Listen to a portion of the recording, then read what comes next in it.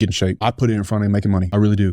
I think that being in shape gives you an advantage in business. I believe that truly. I think people respect you more. It's like walking discipline, walking strength. Look, it might not be a popular thing to say, but a physical stature on a man when he walks into a room and his ability, like I said, to look you in the eye and body language, it garners respect. And it, in my opinion, can get you further in business. People want to work with people they respect. So fitness first. Number one, if you're not in shape and you're eating bad, and you're not moving your body, then all your cells are stale. Like you can't even think straight. So I always put getting in shape above everything. I believe that a person that does really well in life and is not in shape would have done better if they were in shape. You could be a very rich guy and walk through the grocery store and nobody would know. You can't say that about fitness. You get to carry that with you everywhere you go. It gives you an advantage, whether it's with the opposite sex, business, or even how you feel about yourself. It's easy to respect yourself when you put in the work to get in shape because it's hard work and it shows. For me, that's number one on the list. Some people would probably put money in front of it. I just personally don't.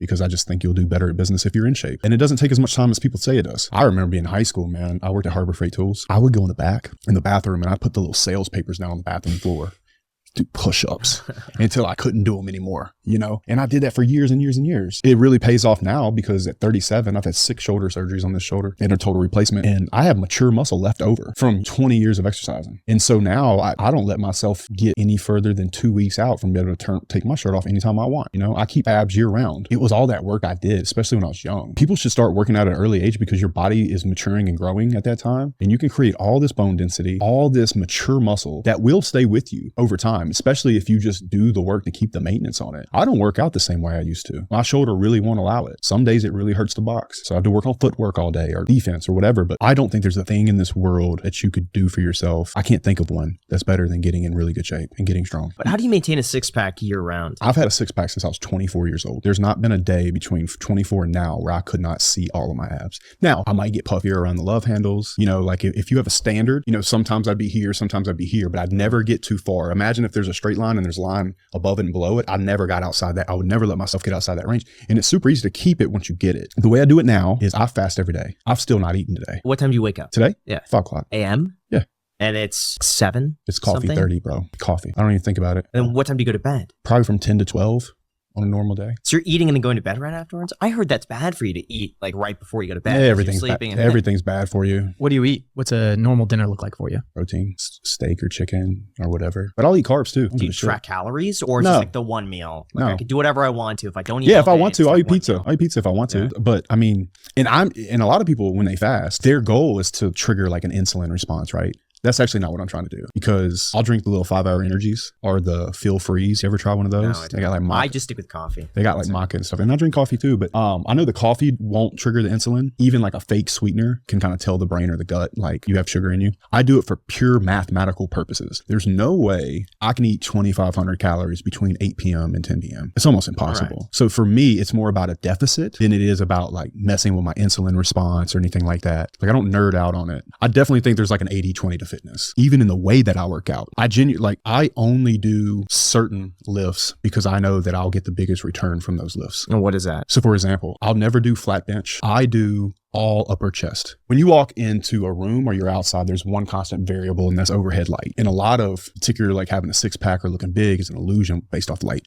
So I focus all on my upper chest because when you walk in a room, that's what people are going to see. And it also pulls the rest of your chest up. When I do abs, I only do the bottom 2 abs. How many guys have you met like, oh, I got the top 2? Bro, my fucking grandma's got the top 2. If you do decline weighted abs, like with a 45 on your chest, and you only focus on the bottom 2 and you tilt your head back so you isolate it, nobody in history of the universe has ever had the bottom 2 in this V taper and not have the top 2. I treat my abs like I would treat my bicep. You ever seen a guy that's super lean, skinny even, and he not have a six-pack? I've known plenty of guys like this. And so the reason I say this and that you have to treat it like your bicep is that you need to get a pump in your abs. And what that allows you to do, so as the skin goes down and that muscle is growing, go back to overhead light, that muscle poking through the skin is what creates the shadow underneath. And so the bigger you can get them, and it's kind of like that girl thing, like, bro, your abs aren't going to get huge overnight. You're not going to look like you have a huge gut. Shut the up, try to get a pump where you can literally feel a physical pump in your abs and they poke through the skin. And even you can have a 6-pack at 12, 14% body fat sometimes. And then when you start to actually lay down, then you get really fucking ripped because it's poking through the skin. And I'm telling you, you'll have a 6-pack faster than you would any other way. Try that then. It's an absolute cheat because it pokes through the skin and it creates a shadow. You know, I'm telling you, you want them to poke out. You see what I'm saying? On the obliques, one thing I would say you could do, and I did this a lot early on, is you ever do a side plank, go up and put your hand on them. Make sure it burns. And when it finally starts to burn, bounce, pulse on it. Like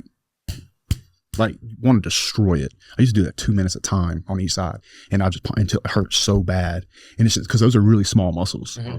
And people are like, oh, if you do that every day, dude, I do abs every time. I have this thing I call lima bean theory. And lima bean theory is for abs. You ever see a guy go to the gym and he says, okay, we'll do abs when we're done. But what happens is he goes in there, he does shoulders or whatever he does, right? I use this for actually abs and legs. He gets this big pump. And then after the fact, when he's supposed to do abs, lima beans. Lima bean theory is you're sitting at the table, your mom made macaroni and cheese, chicken nuggets, and these stupid ass fucking lima beans. Just eat the lima beans first when you have the most energy, pre-workout, excited to be there, whatever. Get it out of the way. Then you can enjoy the chicken nuggets and the macaroni and cheese. You know, it's like goes back to eating as a kid. Do it first because you're not going to do it after. I'll give you another example. Tricep. I don't want to start flexing in here, but I kind of want to. Go ahead. No, flex. So like I only work on this inside. You see that little horseshoe and that horseshoe? Yeah. Mm-hmm. I only work on those because any asshole that ever does triceps ever is going to get this line right here. So I'll take my thumbs and a rope. I'll do skull crushers, heavy, but I'll take my thumbs with the rope and turn it out. And I'll even stand up. I'll take that, you know, the little ball that comes on the little cord? Yeah. I'll take that ball and I'll put it between my fingers like this and I'll turn and I'll purposely go over the back. So I hit this guy. Jesus. You understand? I mean, yeah. When I do my biceps, you know how like there's, you know, the weight and the handle. Uh-huh. I'll push my hand all the way to the inside and I'll twist it like as far as I can out to create that peak. If you can develop the right muscles. Now, of course, rep range is important. So I do 12-12 working sets of 8 as heavy as I can possibly do. And then I'll rep to fail twice. Well, it's not really a lot. It's 5 sets. And I did a lot of rep to fail push-ups coming up. You know, I've heard the reason you're not supposed to do that and like isolate certain muscles is because of injury. Only pussies will tell you that. I do heavy weight. I believe in doing heavy weight. I'll do weighted pull-ups. I'll strap a 45 around my waist and do pull-ups and things like that. And then I'll rep to fail after. I don't claim to be a fitness guru, but I do think that there's some very obvious muscle groups that will give you an advantage and give you a huge return on investment of time. And I clearly don't skip leg day. That's how I look at it. Yeah. So do you think for most guys, it's better to go to the gym purely for physically being in better shape, or do you think it's better for the health reasons? I think everything. Sure. Mating, business, health, bone health, longevity, aging, everything, man. Everything. When I think about working out, when it comes to energy particularly, I think about you're doing that work and you're like cranking, you're like a little toy car. The dial. And like you come out in like this euphoric state, especially if you really went after it. Yeah. So I do believe in lifting heavy and then repping to fail. People are like, oh, you rep to fail, you're going to burn your muscles down. It's like when girls say, I don't want to work out because I don't want to get big. It's like, look, sweetheart, like, I don't know what made you think that your genetics are better than every dude in your gym that's working out every day and he's still not big with 1/10 of his testosterone. You're not going to get jacked. Get in the squat rack. So I only work out these certain muscle groups. I probably don't do in a year any more than 10 or 12 lifts. Like all these people that are mixing it up. If you catch me doing kettlebells, please kick me in the nuts. And you know what the barbarian workout is? No. You should try it. No.